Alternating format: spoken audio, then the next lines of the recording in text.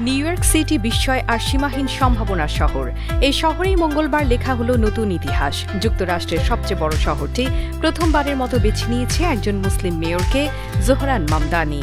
Islamophobia আর বিদ্বেষকে উপেক্ষা করে লাখো নিউ ইয়র্কবাসী এবার বেছে নিয়েছেন আশা, সহানুভূতি আর পরিবর্তনের প্রতীককে। পুরো নির্বাচনী প্রচারণায় মামদানির মূল প্রতিশ্রুতি ছিল এই ব্যয়বহুল শহরকে সবার জন্য সাশ্রয়ী ও বাসযোগ্য করে তোলা। কিন্তু ভোটের শেষ দিকে সেই ইতিবাচক বার্তা ঢেকে যায় এক ইসলাম বিদ্বেষী প্রচারণায়। রিপাবলিকান এমনকি কিছু ডেমোক্রেট নেতাও তখন প্রশ্ন তুলেছেন তার ধর্মীয় পরিচয় নিয়ে।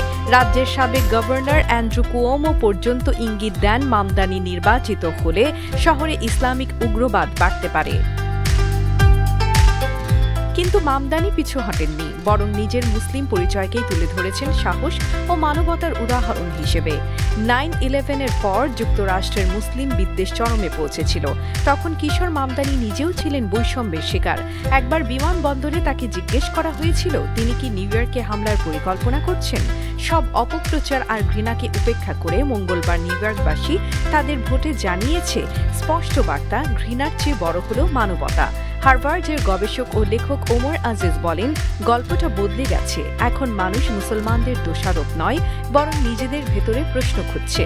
মামদানির এই জয় শুধু রাজনীতির নয়, এটি এক প্রজন্মের আত্মপরিচয়েরও জয়। যুক্তরাষ্ট্রের সবচেয়ে বড় শহরের সর্বোচ্চ পদে বসা এই তরুণ মুসলিম আজ এক নতুন প্রতীক, যিনি প্রমাণ করেছেন আমেরিকা অন্তর্ভুক্তিমূলক হতে পারে গ্রহণযোগ্য।